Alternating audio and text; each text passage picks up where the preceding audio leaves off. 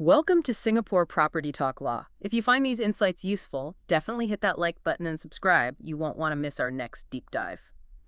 Today, we're really drilling down into quite a significant case. We're talking about a former director who is admitted to misappropriating, well, a huge sum, $7 million. Yeah, it's a complex one. The core figure here is Lee Boon Teck. He was an ex-director at several firms, notably KLW Holdings, which you might know now as HS Optimus Holdings, and also Ambertree and Brang Barang. And the crux of it is his guilty plea. Just recently, he pleaded guilty to criminal breach of trust and falsifying accounts. Okay, serious charges. And this mainly relates back to things that happened in 2014. That's right. 2014 is the key time frame for the main offenses. And there are, I believe, 10 other charges being considered for his sentencing, which is coming up soon, in June. Right, $7 million misappropriated. But it sounds like he wasn't the only person involved in the background to this? No, exactly. Another key individual is a man named Chan Yu-Teck. He also goes by Michael E.T. Chan and his company, Straitsworld Advisory. How did they get involved? Well, Lee apparently met Chan around 2010, maybe 2011.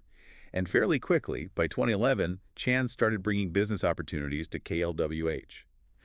The specific deal that kind of set all this in motion involved projects in Zhangye, China. Zhangye. What was the plan there? It was ambitious, acquiring a state-owned hotel, developing land around it. The idea, it seems, was that Chan Straitsworld and another group, White Group, would buy the assets first and then sell them on to KLWH, presumably at a markup. They even apparently got an agreement inked with the Zhangye government in April 2014. Okay, but here's a big point you mentioned. Lee apparently didn't run this past the KLWH board. That's a really crucial element. For decisions like this, especially involving significant potential investment, you'd expect board approval. But it seems Lee didn't inform them about these Zhangye plans. Which seems like a major red flag in hindsight. Definitely. And then came the issue of money.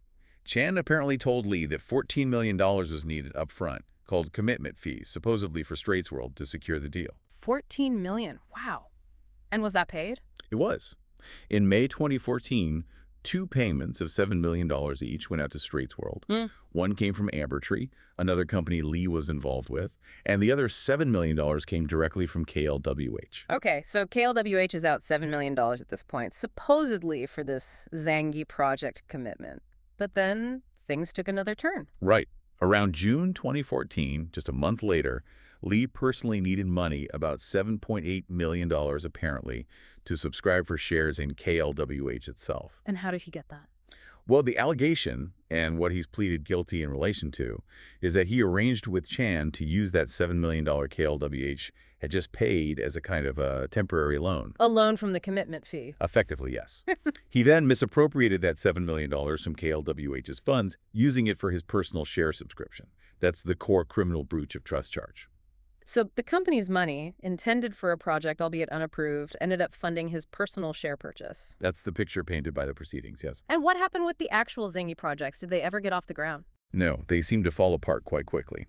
By August or September 2014, discussions reportedly broke down. No definitive agreements were ever signed. So KLWH had paid $7 million, Ambertree another $7 million, for nothing, essentially. Well, for commitment fees on a deal that never materialized, yes, which understandably started raising questions internally later on.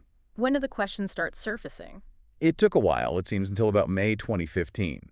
That's when KLWH's group financial controller started flagging concerns about these large payments from a year earlier. Okay, so the pressure was on Lee then? Yes.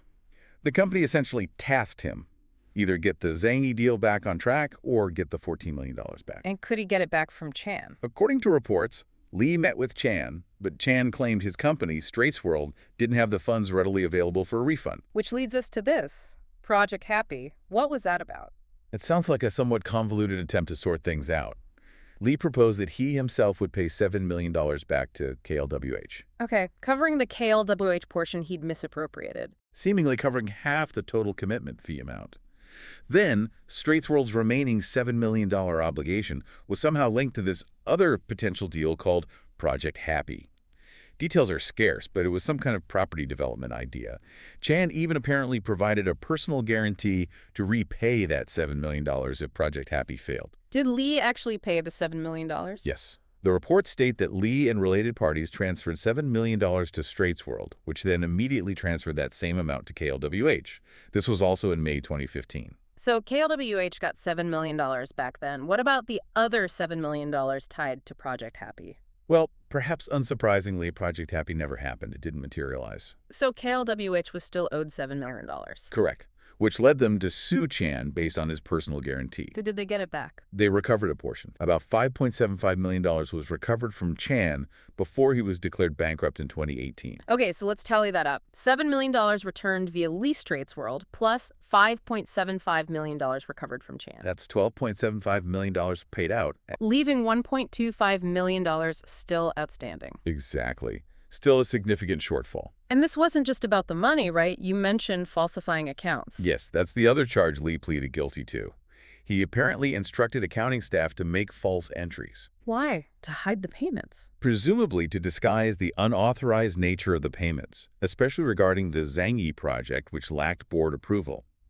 It seems this was also connected to a separate personal loan of $1.95 million that KLWH had given Lee, also without board approval. Did he repay that loan? Yes, reports indicate he did repay the $1.95 million loan. But the act of obtaining it without approval and potentially trying to cover tracks in the accounts added to the charges. So bringing us back to the present, Lee pleaded guilty on May 20th. Correct. Guilty to one count of criminal breach of trust as a director regarding the $7 million and one count of falsifying accounts. And sentencing is next month, June. The other 10 charges will be taken into consideration then. What about Chan? His case is reported as still pending, so we'll likely hear more about that down the line. It's quite a story. A director entrusted with significant responsibility, admitting to breaching that trust over millions of dollars. Absolutely. It really underscores the importance of, well, robust corporate governance, doesn't it? Independent oversight, clear approval processes. Checks and balances are crucial. When they fail or are deliberately bypassed, the consequences can be severe, as we see here. And the complexity involved in trying to recover the funds afterwards, with Project Happy and lawsuits. Yeah. It shows how things can spiral. A key takeaway seems to be the significant impact of actions taken without proper corporate authority. Precisely. And the human element, the decisions made under pressure, or perhaps temptation. So maybe something for you, the listener, to think about. What are the pressures or systemic weaknesses that might allow something like this to happen? And how vital is due diligence, not just in investments, but in overseeing those managing company funds?